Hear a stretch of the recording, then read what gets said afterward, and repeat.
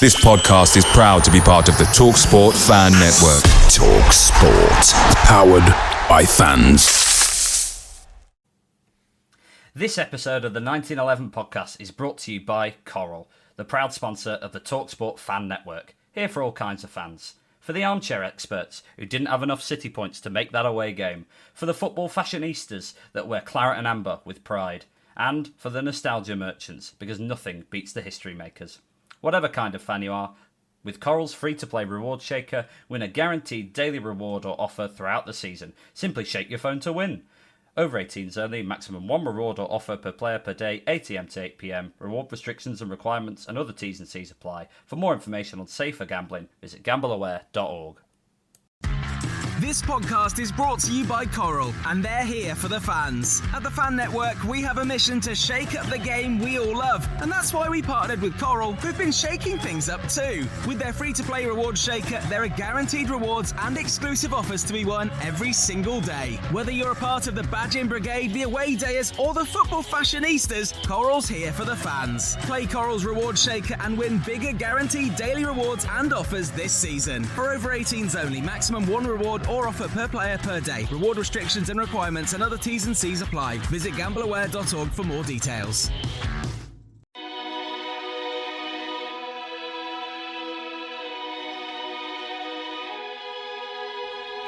City play their part in the League 2 game of the season against Swindon Town, but leave the county ground empty-handed after plenty of drama. Reactions to every goal and decision, plus a look ahead to Notts County at home. This is the 1911 podcast.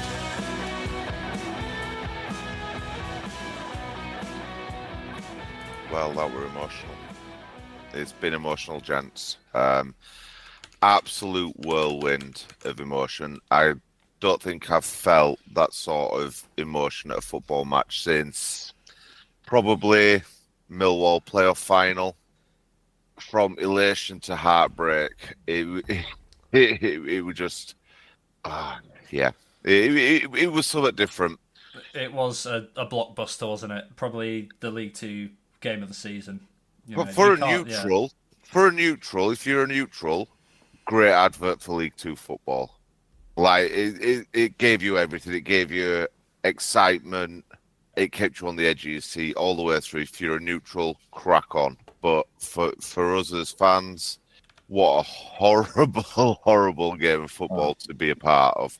As sort of people alluded to on Twitter, it's not how they let you down, it's the way they let you down. It's it's unbelievable the things that this football club puts us through. Yeah, it was really difficult. The highs, the lows, the devastation at the end. You know, at one point you start thinking you've got the game in the bag, and then it gets ripped, as football does. It gets ripped out of your hands, and it's still absolutely devastated about that game yesterday. And it's such a shame. Those players put in absolutely 1,000,000% effort, and it's just heartbreaking, man. And it leads to high emotions. Let's put it that way. I think that's probably what I'll leave it as, if people know what I'm alluding to there. It's probably what I put on Twitter last night. But listen, it's just emotion. It's what we do, and it's how much we love this football club. We all obviously want to see the best, and sometimes it gets taken away from you just like that. And football at times is such a cruel game. It is extremely cruel. So let's get into the crux of it then. Let's try and dissect this whirlwind of a game. Yeah. So for me, firstly, before they even kicked the ball, seeing Sass on the bench, that's a massive positivity boost.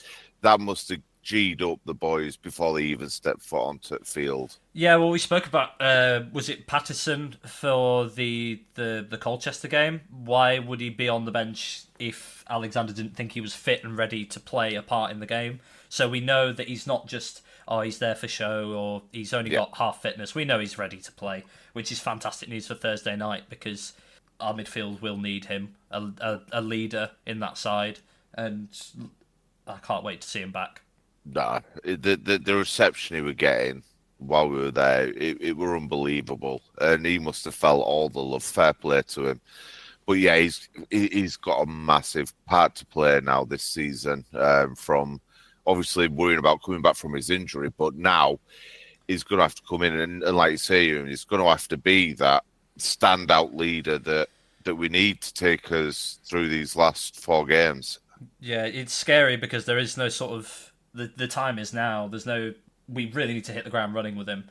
He can't sort of wind up like we've seen sort of throughout this season, because obviously it took him a while before we really thought we'd seen the player we thought we were signing. I think probably the first game for me when I thought, wow, this is a real player was probably Chesterfield at home.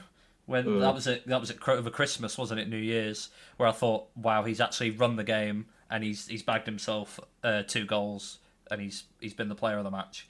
And that's the player we've seen up until his injury. So he's got to hit the ground running. There's no time for a wind up because we've only got 4 games left of the season. Yeah, it's getting to that point. So let's get into it now then, right?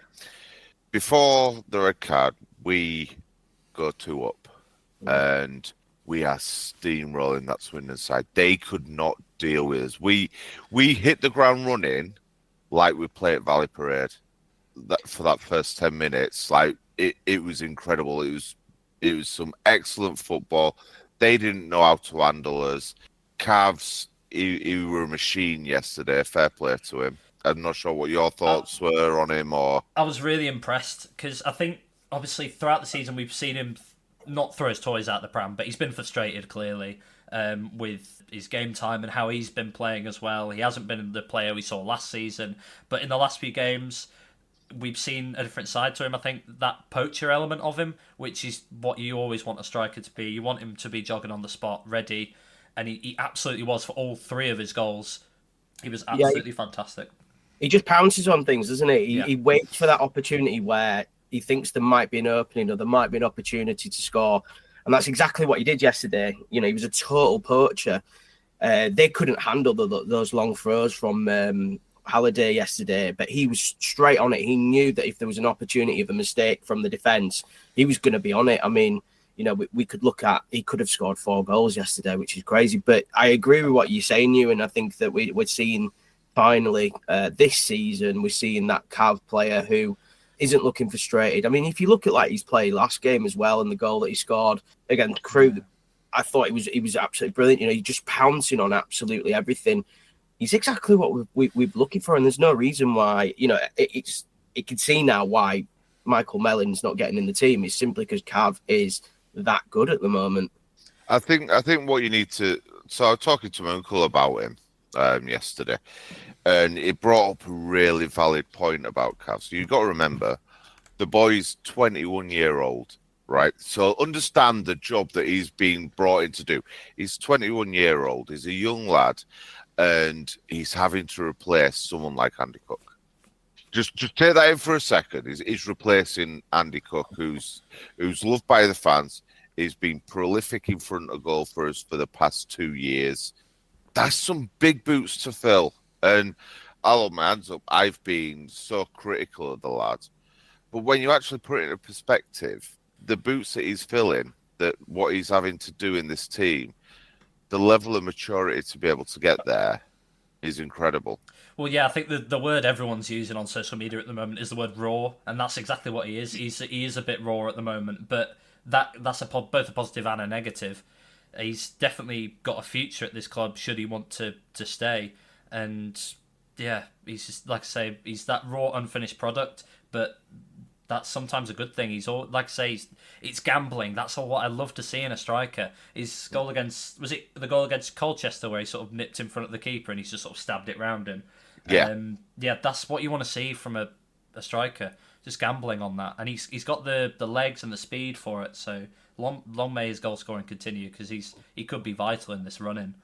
Oh, 100%. I think obviously he's going to be favoured over Mellon. I think his work rate, different player to Mellon, completely, but his work rate. He were on that pitch for 90 minutes yesterday in 26 degree, and he didn't stop running. Yeah, like it were hot yesterday. So fair play to him. Now he scores his 2 goals, and then what happens? Smallwood has a moment of madness. Let's put it nicely.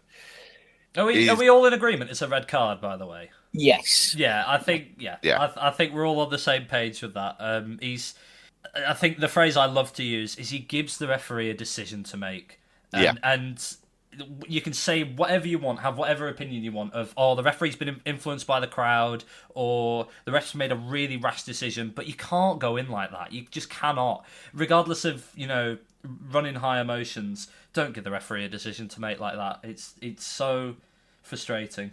No, but I did find as well, right?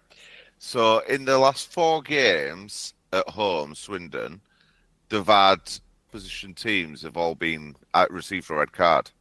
It's something about the county ground that, like, refs are giving it. It's just a bizarre coincidence, I suppose. Nothing more. I don't believe it's the fans on his back either, because from what I could hear, they were silent until they started scoring goals. They were not to him. So it's just, the ref had a decision to make. It could have gone either way. If he should know better, he should know better. Yeah. And I think he'll know that he's done a big doo-doo there. Yeah, you can. Not sure that's how I put it. Maybe a bit more dignified. But you can see from his reaction, he's just so frustrated because he knows what he's done. He'll know from the minute that red card comes out the ref's pocket that he's missing the next 3 matches and he's cost his team and he's let them down. He will know as a seasoned professional his mistake, and he'll be the first in that dressing room to hold his hand up and say, well, this loss is on me. And it's the challenge in itself, and where the challenge was. They weren't threatening. It was just a really, really silly, rash tackle that really didn't need to happen. They weren't on the break, weren't Swindon. It just came out of the blue, and it was just like, what on earth? And I completely agree. I think that he has cost us the result yesterday. But I'm sure, Richie being the man that he is, I'm sure that, again, like what you've just said, is that he will hold his hands up and he will apologise to the players. I'm sure the person who's feeling it the most is Richie Smallwood. And I don't think there's any question that he is the player of the season this year, right? And I think that on that one, we do need to give him a bit of praise. However, that is not an excuse for the decision that he made. I feel that in some ways he's kind of getting away with that because of the fact he's been player of the season. For me, I feel that he did let a lot of people down yesterday, and especially from Richie, I expect better. Yeah, I expect better from professionals, and I expected better from Richie, and I do feel he let a lot of people down yesterday. Yeah. He did, but at the end of the day, like you say, he'll be his own biggest critic on it. So I'm not saying he's bereft from any sort of criticism for that tackle. He should be called out on it, fair enough. But for anybody to question it too much, for me, it's a bit ridiculous when he's made more good decisions than bad decisions this season. He's been an absolute stalwart for us. He's played in every game. He's been Mr. Reliable all year, and he's at League 2 level. If you're at League 2 level, there's going to be decisions that you make incorrectly. Otherwise, you'd be in the Prem. Pure and simple. Jumping on his back, I think at this point, with 4 games left to go, that was going to be my comment as well. Is that it's too late in the season to be getting all the players back like that and saying, "Oh, you've cost us this. You've cost us our season. We're going to go in the next 3 games without our captain. You just need to move on. Like, you just need to slide it under the rug, in my opinion, and just say, well, it's so unfortunate, and it's really frustrating, but you've just got to keep going." I completely agree, and I do, and listen, I do agree, and I think that again, I think my words have probably been taken out of context a little bit, but I do think that is potentially the biggest point of the season so far, and unfortunately, he has gone in with that. I mentioned about as well, and I apologise again about this, is that I mentioned about him throwing his armband on the floor. He picked it up straight away. I think he realised. The reason why I bring that up is I know that when Anthony O'Connor, he threw his through the band because he said it was itching him or something like that, if I remember his excuse was. But when he did that, he got a lot of abuse. So my point is, why is O'Connor getting a lot of abuse, but Smallwood isn't? However, as I say, he did pick it up. I think he realised his mistake, that he had thrown it on the floor.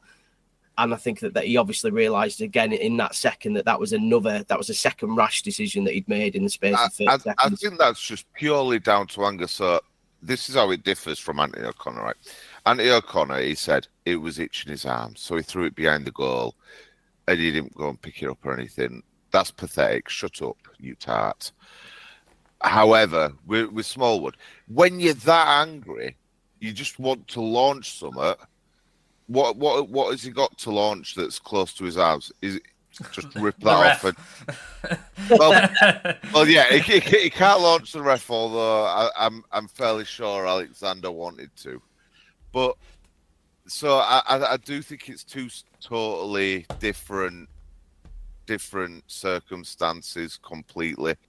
I don't think we need to read too much into it, to be honest. No, I agree, and I think again it's because of the emotions are high at the time yesterday, and I think that a lot of people, including myself, were quite frustrated with that.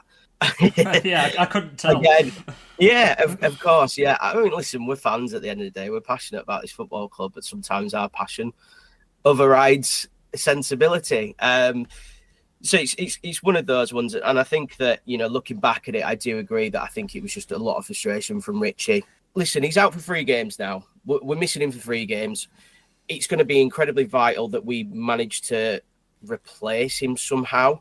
I'm not entirely sure how we're going to do that, but we've just got to get on with it, as you say. I think it's happened. It's time to move on from it. It's disappointing. It's frustrating. However, the boys need as much support as they can get in the next 4 games. Yeah, and we'll cover that team news later on in the episode. But we do, we haven't really touched on it. I know we talked about Cav already, but we do want to congratulate him on a first professional hat-trick. What an achievement, and possibly the most bittersweet moment of his career so far. Yeah, 100%. Like the boy deserves it. I mean, the work rate is put in. Like I say, I've not been his biggest supporter, but put into context, like I said earlier, he's come in to do the impossible job, and that's try and be better or as good as the best striker in the league. Yeah. And that's what Andy Cook is. Let on the face of it, Andy Cook is the best striker in the league. So yeah, fair play to him. He gets to take home the match ball. Like you say, it is going to be bittersweet, but the sense of pride that boy must have been feeling. He did his bit yesterday. Absolutely did his bit yesterday. As you mentioned, he was running around. And I think it's also important, again, that you mentioned about the fact that it was 26 yesterday. That must have been so difficult conditions to play in. He could have got 4 goals. I mean, he had that chance in the second half that he could have put away when he was one-on-one. It's mad to think about that. But listen, the confidence for him, hopefully now, coming out of that game, he's really high. He knows what his ability is, what he can achieve. And hopefully we see that again for the rest of the season from him. I certainly don't have any worries about him anymore, which I think is great, and that's exactly what we need. We just got a couple of more worries in different places, which seems to be like a jigsaw piece, doesn't it? That you missing out pieces all over the shop. When you put it all together, you lose another piece. So, but that's been our season for the last 3 or 4 months, hasn't it? Really. So we've just got to work out how we do that. Yeah, we do indeed. So we've. We'll leave Smallwood and his decisions way back, right? So we carry on playing. We go in at half-time after conceding. I think we got another goal and then conceded 2. Did we go in at 3-2? 2-1, 3-1, and then 3-2. Yeah, it were an absolute whirlwind. Like, I couldn't keep up with it. So we go in at half-time. Alexander makes some subs. What were your thoughts on it? I think that it was potentially one of the worst substitutions I've seen.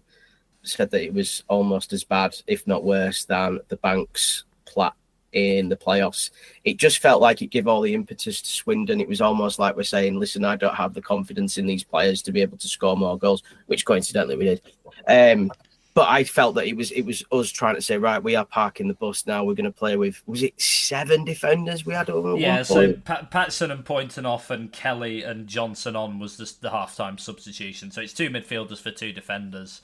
And yeah, I think what the plan was to have like a back, sort of almost a back four of centre backs, and then Johnson and Halliday and Adamarola sort of playing as a midfield sort of three in front of them or something like that, and then obviously keeping Cav on the pitch.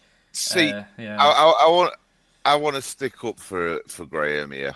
I've seen a lot of backlash about these subs, and watching the match towards the back end of that once the red card happened, we were getting overrun in midfield. I think the substitutes that he made were the right ones because we needed to shore it up. He was looking for a bit of stability rather than attacking impetus. I feel that with that though, he took absolutely every option of us trying to win the game. How? So you've still got Teo and Halliday there, and they're our main wing runners anyway. So they've been quite attacking all season. So you've still got Cavs, and you've still got Halliday and Teo that have that license to go forward.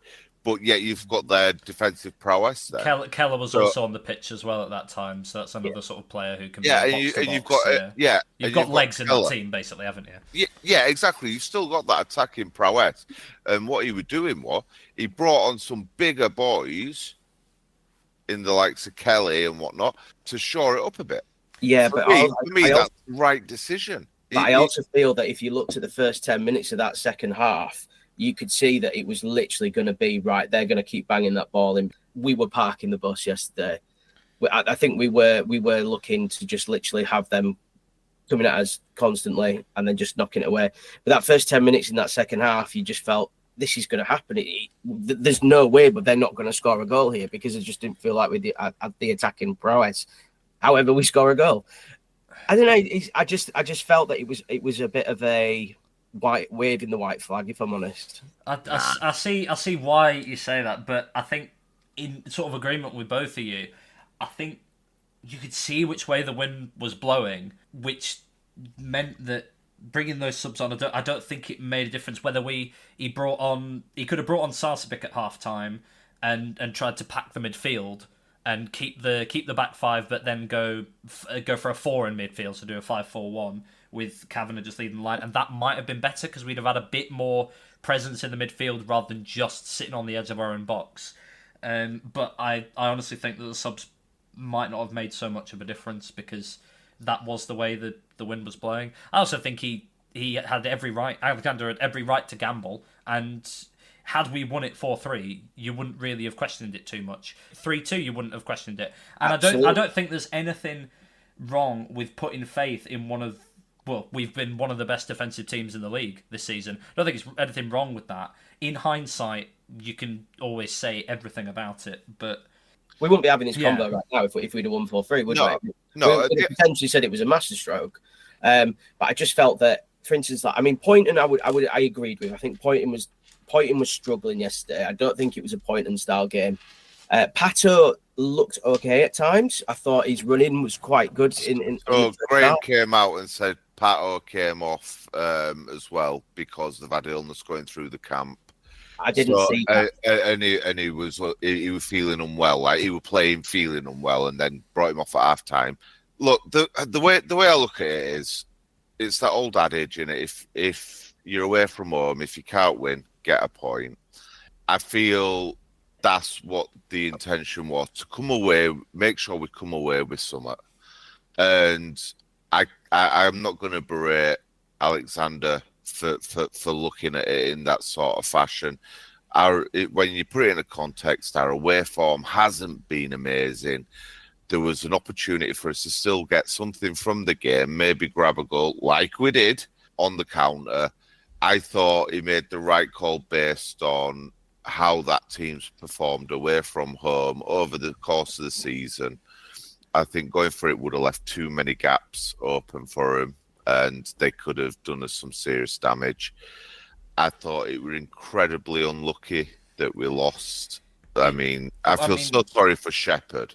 Yeah, how many games away games especially, can you go away from saying you've scored 4 goals and you've lost? That is ridiculous, because we were absolutely ruthless yesterday.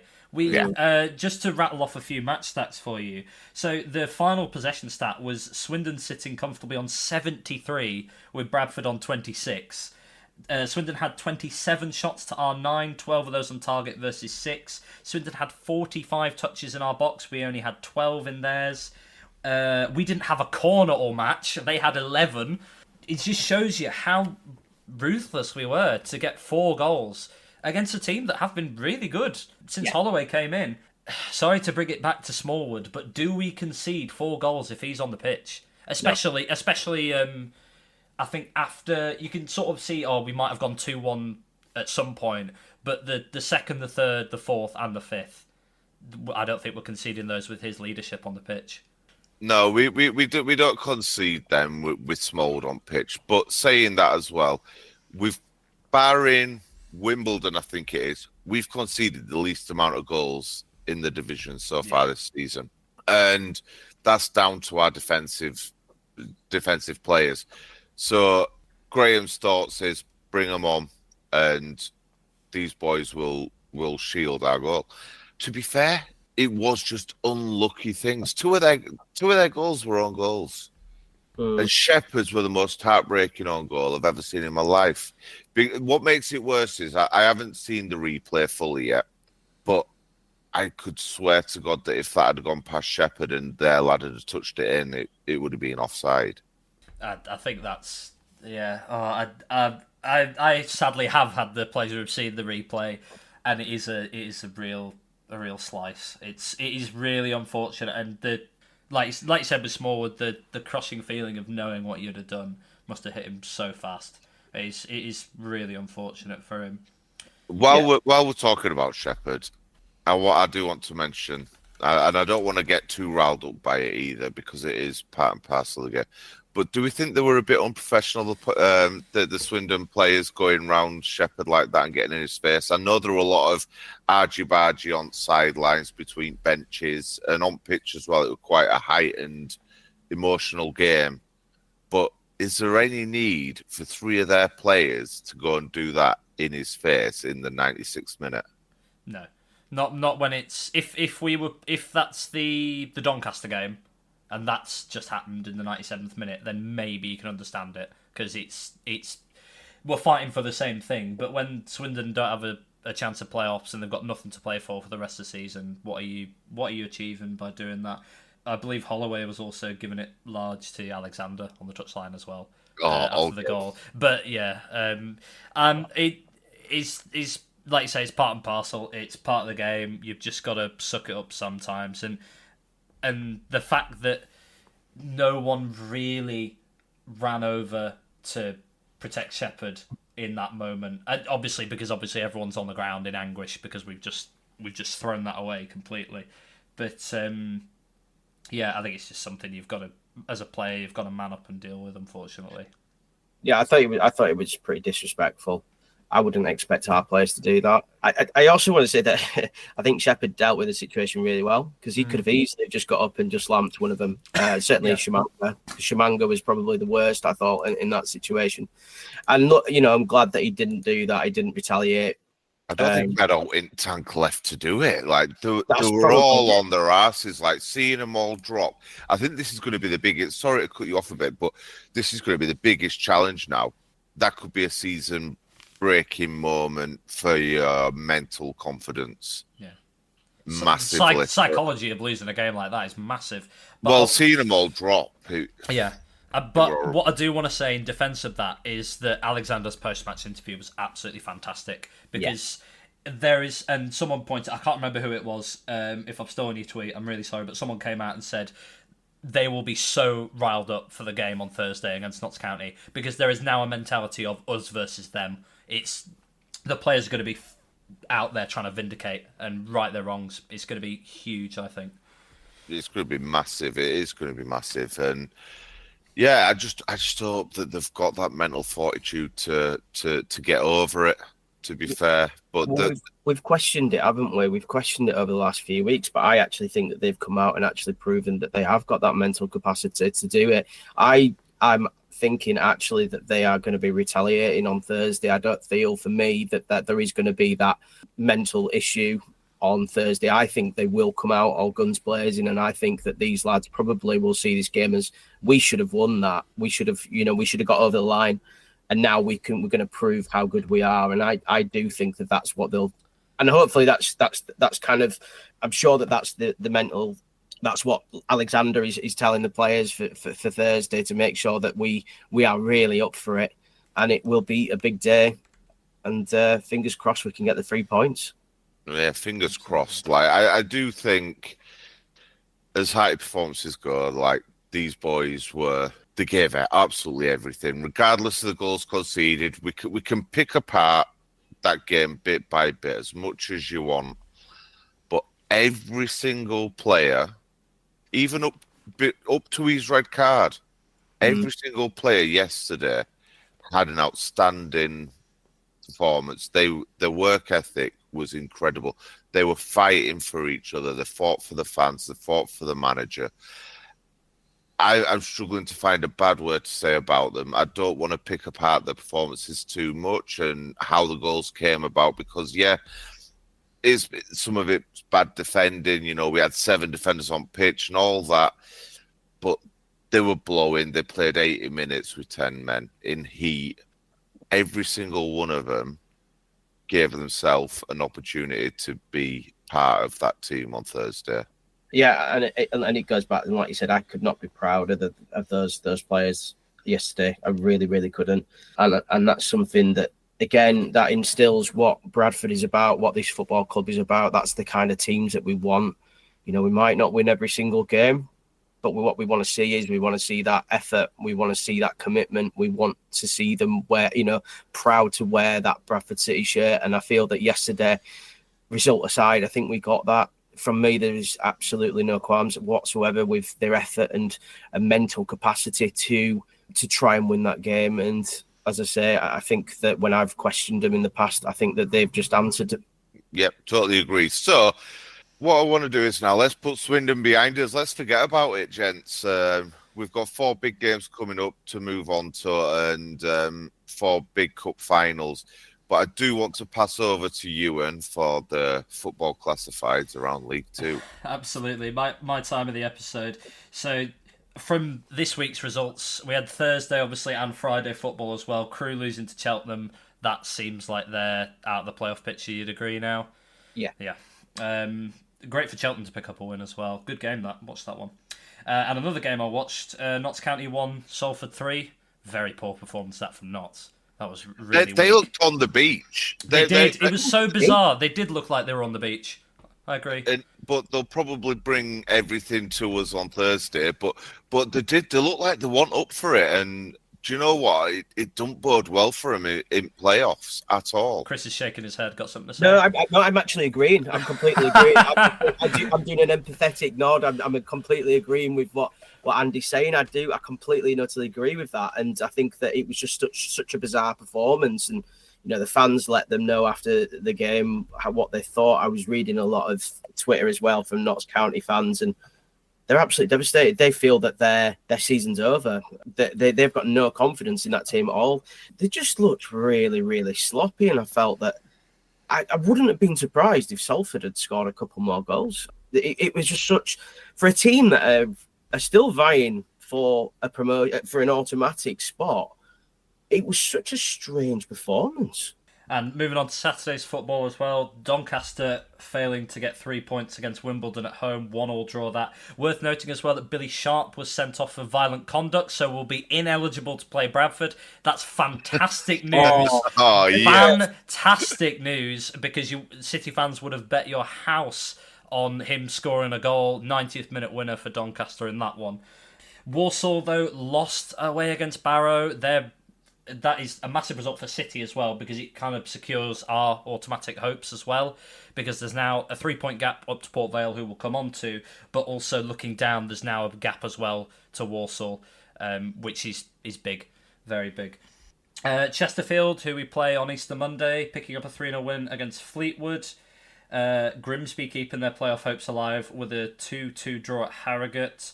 Worth noting as well, Carlisle won the battle of 24th v 23rd against Morecambe 2-0. And then, like we say, Port Vale go 3 points clear at the top of the table with a 5-0 win against Bromley at home. Which is not what we wanted. Which is not what we wanted at all. It's not what we wanted, and it's closed up the goal difference, so which makes it difficult. And I think that's any title ambition gone. Looking at the run-ins, Port Vale I can't see Port Vale dropping any points. I think they're going to win all 4 of their last remaining games. So I think that's any thought of the title gone for me. But like you say, Autos is still well and truly in our hands. Yeah. Walsall are dropping like a stone. Andy, so me and Andy were talking before the pod, just on Port Vale. Can you explain about the goal difference and how that affects us with Port Vale being where they are and the goal difference? So the way it's gonna go is if Port Vale drop points and we end on the same points right now with the result they got against Bromley yesterday, we're equal on goal difference. So if we finish same points, they're going to still win the title because we're equal on goal difference. They've actually scored at this moment in time one more than us. But even if that was to equal, then they would still win based on the head-to-heads because we beat them 2-1 at our place. They beat us 2-0.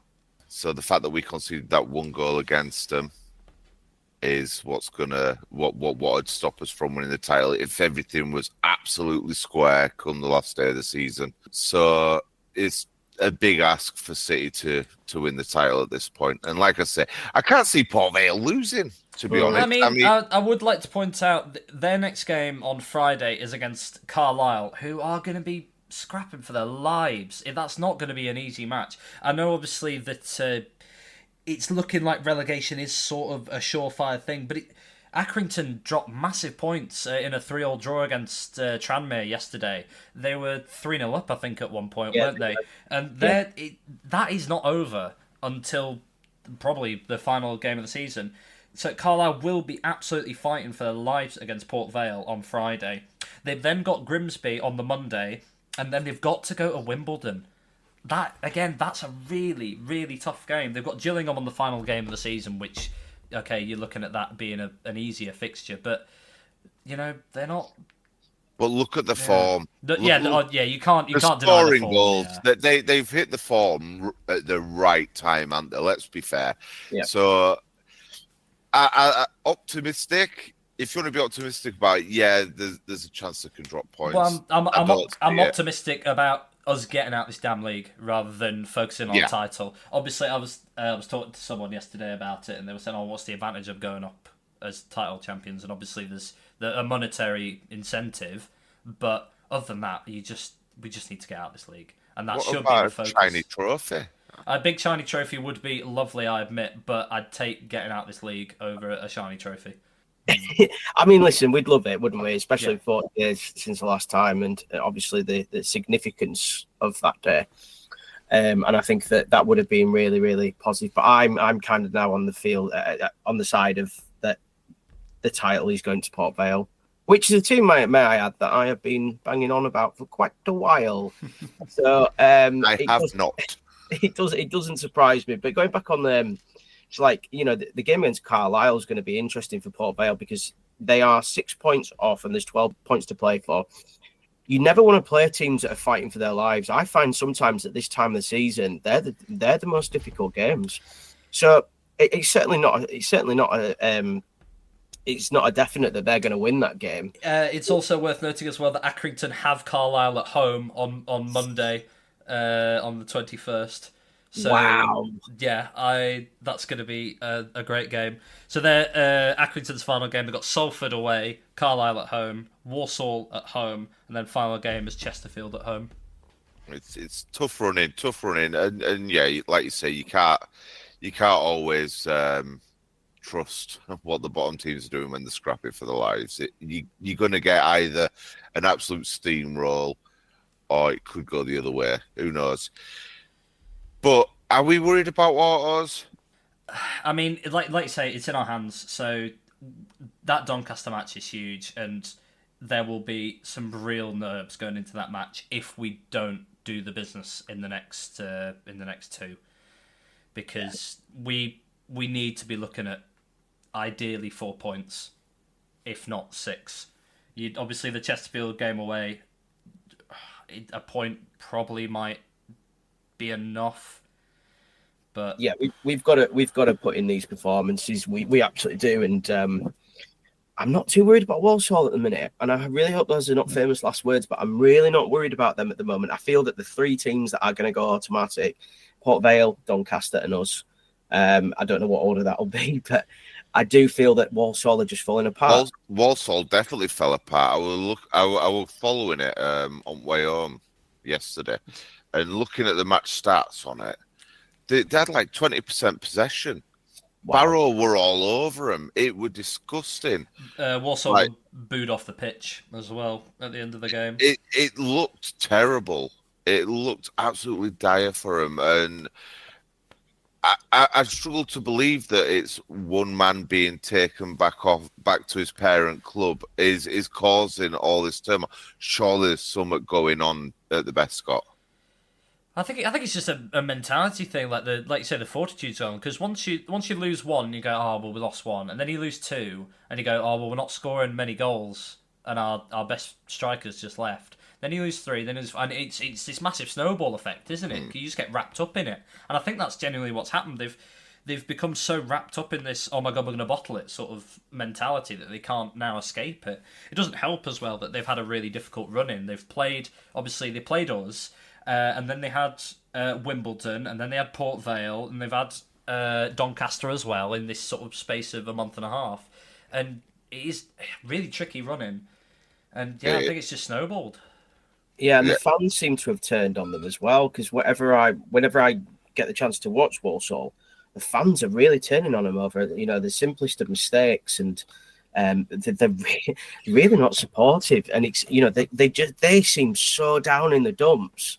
I mean, this is catastrophic, isn't it? I mean, is it like, it's probably like Newcastle back when Man United won the title. That's how big the collapse is. So I can kind of understand that, but that's 9 wins now in 10 for Walsall.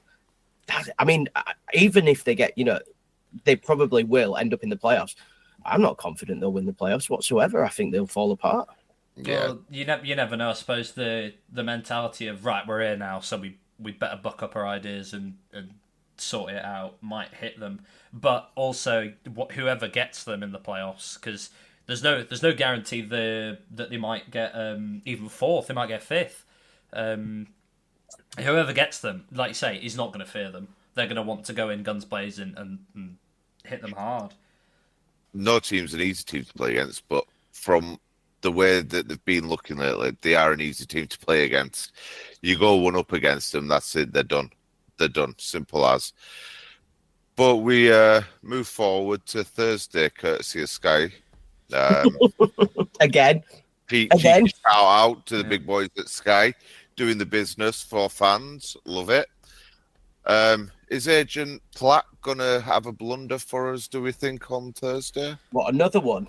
Yeah, another. I'd be more worried about what we're going to do without our captain. Well, let's talk about that then. Who is going to be captain? Who is your right man for the choice? Well, as someone who believes in poetic justice, like fights for the ages, we've seen Baldwin in midfield. Why not? Why not give him the opportunity to show what he can do against his old club? Not as captain, but just as your number 6 in that midfield. I think that's a great take. I did not even, but I think that is a great take. I would have Baldwin in that position. Because we've seen him play there, especially at home beforehand, not for a 90, but he's come on later in games or he's been pushed forward. And the way we're going to hit them, because like you say, we're going to be out for blood. Alexander will have them riled up and we're going to hit them hard. Why not have him just sit in front of the defence and have whoever's in front, Pattison, Sarcevic, whoever is the 2 players in front of him, do all the running, because we're going to be pressing, we're going to be aggressive, and I think he's the right man for the job. Do you know what? It's not a bad shout at all, that, because I do think the other obvious sort of person that people will probably think about is Keller, and I think he's a bit too green for it right now. It's a lot of trust to put on such a young lad's shoulders, I think. But hey, I'd not thought about Baldwin. It's a shout, is that? I like that. I'm going with that, and I think with like Keller, like you mentioned, I think that he's not physical enough to be in that position. I think he's a bit lightweight, and he's not a 6, he's an 8, isn't he? Really? Yeah, totally. And it's just not his style of game, and I think that he would get lost. He does get lost a little bit when things aren't quite going our way. I like him. Don't get me wrong. It probably sounds like I'm really being quite critical of him there, but I do like him. But I think when the going gets tough, I think he does seem to disappear. And I think that against Notts County, we can't have that. We can't have that kind of player in that position. So I think, listen, I'm totally on board with that. I'd have Baldwin in that position, certainly, if he's back. I believe that he had illness yesterday, so it must be this bug that you mentioned earlier on, Andy. So hopefully he'll be back for that game. But yeah, great shout. I totally, completely agree. So what's your lineup then, gents? You're Graham Alexander now. It's Thursday afternoon. You put a team sheet in. Who are you playing? We'll start with the easy one. Walker in goal. I was thinking Doyle. Give him a shout. Give him a shout. It's got to be Walker, and then back five of Halliday and Adamarola, of course, as your wing backs, and then in the 3, this is where it gets tricky, because obviously if you put in Baldwin as your 6 in front of the defence, that takes him out of the equation of centre backs. Do you throw Shepherd in with the knowledge that he's still dealing with that horrific own goal? Because Critchlow didn't have a particularly good game. Byrne was fine, I thought, so he's probably the one you'll look at as a surefire guarantee. It's actually, with numbers, it's got to be Critch and Shepherd, hasn't it? Because who else do you put in there? Putting Baldwin in midfield. Yeah, exactly. You're out of options, aren't you? Yeah. I think. I might be wrong. Who else? I think we throw Sheps in. I think that he's probably ready for it, and I think that he probably will. Is it the sort of game that's a Huntington sort of game? Oh, of course, yeah. For his experience, what I was trying to think of. For pure experience levels and keeping them young defenders' heads on a swivel, is it a Paul Huntington sort of game? I don't know, because I think Shepherd's had such a massive confidence hit recently. I would be scared putting him up against someone like Jatta, even though Jatta's had a poor few weeks and has looked a shadow of the player that we saw in the first half of the season. That is going to be a key battle, and Shepherd is definitely the right player for it, but is he mentally at the moment up to it? Is it one of those things though, like when you're riding a bike, you're learning to ride your bike, you fall off, get back on it straight away? Is it a case of we need to just throw him back into the fire so he can rectify his mistake? Or is he going to be spending the entire game trying to chase to rectify the mistake and make further mistakes? I don't think there's any question for me on Shep's mental capacity. I think that he will relish being put into the team. I don't think we need to worry. I genuinely don't think we need to worry about that with Sheps. I'd be more than happy to have him in that first team on Thursday. So for me, I think we throw him in, absolutely. Huntington's a great call. I think that with that professionalism, I think you're absolutely right. And Huntington's not a bad call. I think that he's very professional. So I think that would be decent to have him in the team. And you're probably right in that one. I think when he's come in, majority of the time, he's actually done a good job. I don't think anybody could say that he's been a poor signing. I actually think he's been very crucial signing for us, really. He's been perfect for what he's been used for, like that, that professional sense. So with the back five sorted, do you then look to Baldwin and Patterson as your midfield too? I think it has to be. I can't see anything else.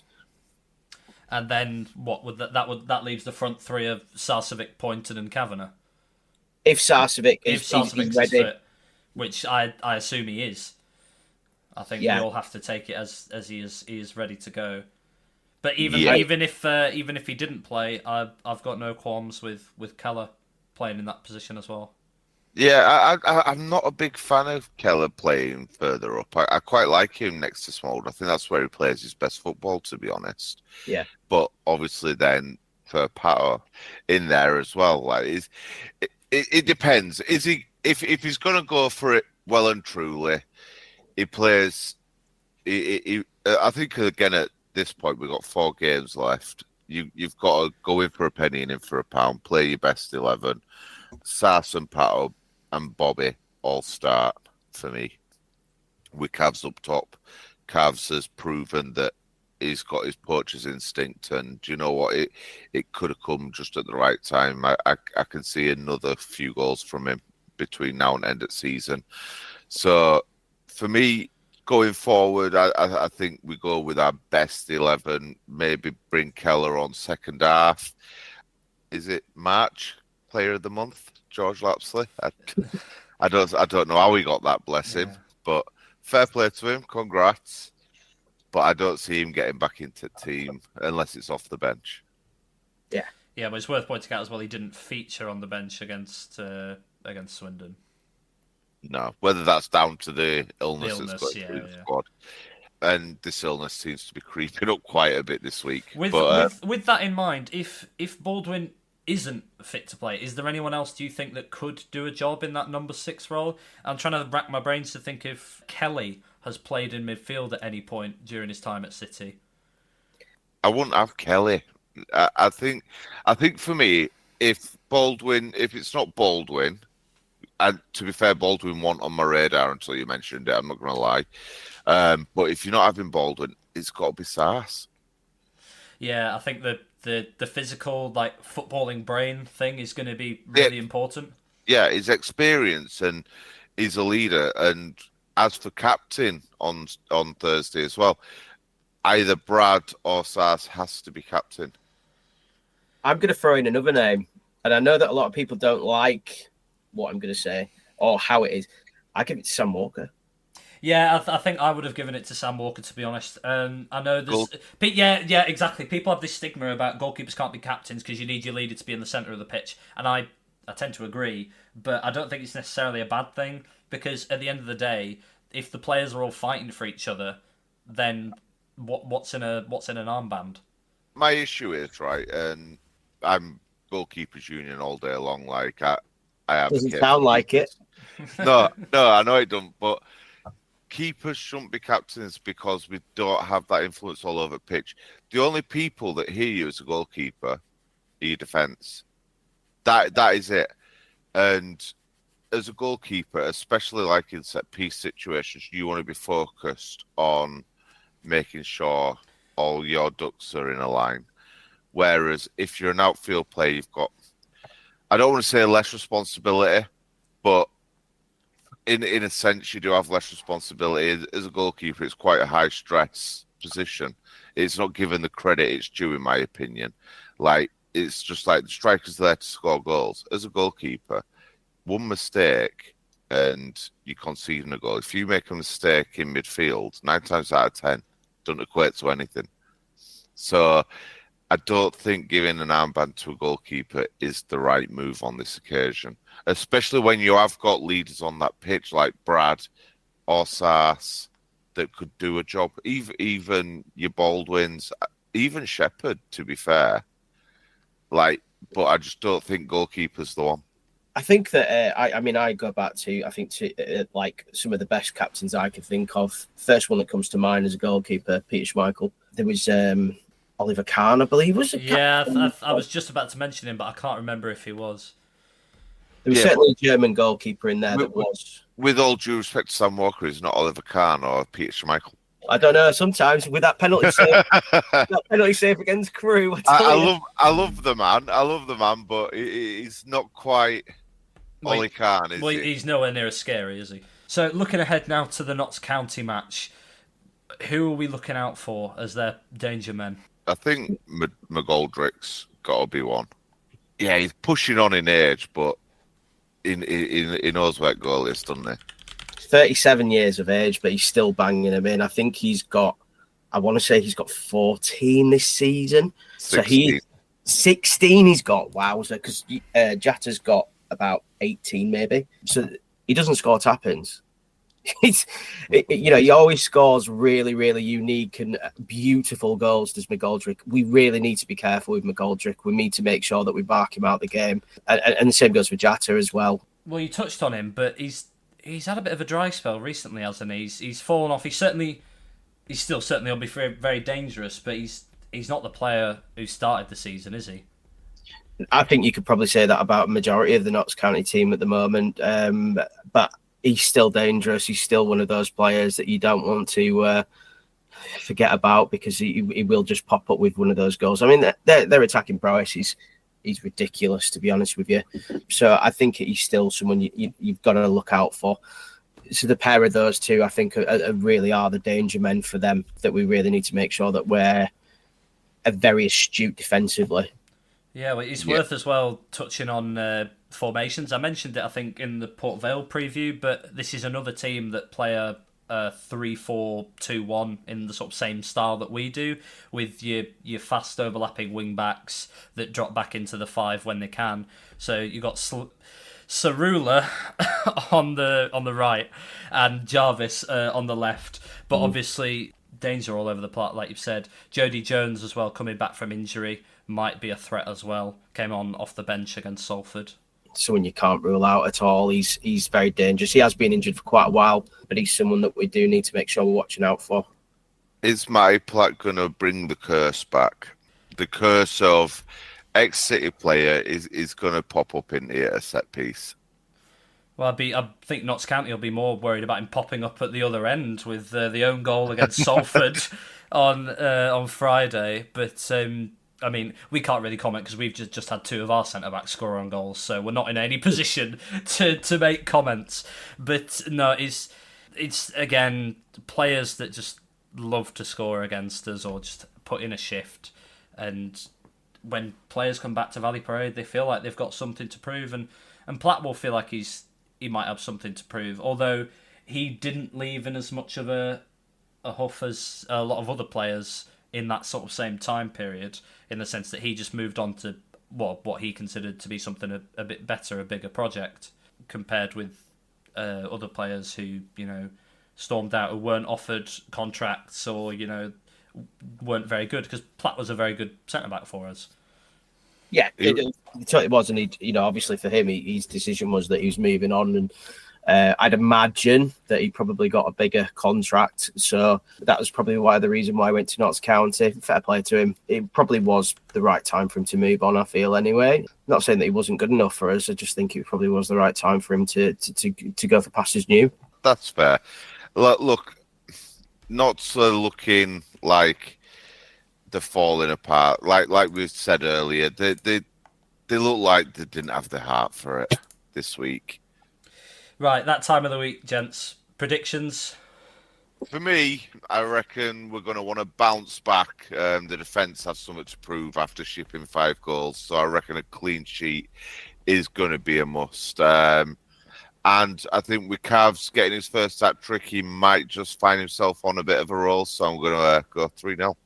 Oh, that's really annoying, because that's what my prediction was going to be. So I'll have to go either side of that now, won't I? I'll have to go 2 or I'll have to go 4.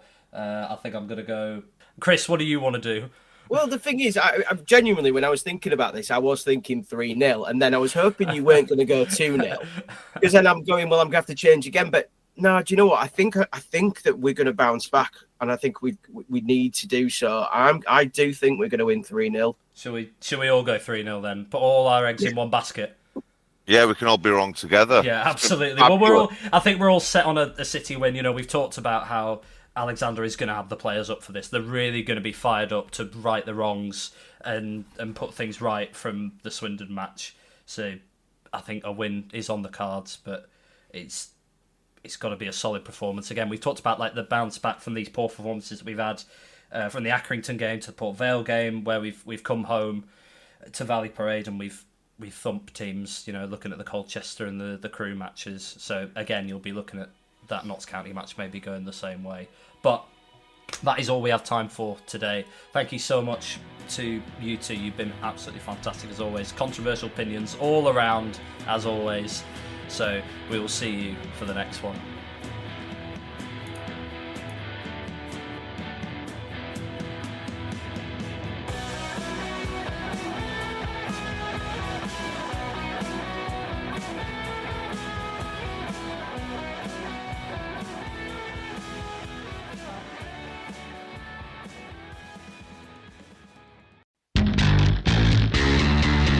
This episode is proud to be sponsored by Now, where you can stream Sky Sports flexibly. Catch the biggest games this season how you want, when you want. The football season is back, and you can keep up with all the action on Sky Sports with a Now membership. Whether you're perched on the edge of your sofa or hiding behind it, you can capture more of the drama this season with Now. The heat of the moment, the 90th minute winner, that last-ditch tackle, the pride on the line, and the best bit, you can dip in for the derby or stay for the season. With a Now month membership, you can stream all Sky Sports channels flexibly. No fuss. Go to nowtv.com to find out more about sports memberships. 18 plus, UK only. Minimum speed 2.5 megabits per second. Live scheduling may be subject to change. Full terms apply. This episode of the 1911 podcast is brought to you by Coral, the proud sponsor of the TalkSport Fan Network. Here for all kinds of fans. For the armchair experts who didn't have enough City points to make that away game. For the football fashionistas that wear claret and amber with pride. And for the nostalgia merchants, because nothing beats the history makers. Whatever kind of fan you are, with Coral's free-to-play reward shaker, win a guaranteed daily reward or offer throughout the season. Simply shake your phone to win. Over 18s only, maximum one reward or offer per player per day, 8am to 8pm. Reward restrictions and requirements and other T's and C's apply. For more information on safer gambling, visit gambleaware.org. This podcast is proud to be part of the TalkSport Fan Network. TalkSport. Powered by fans.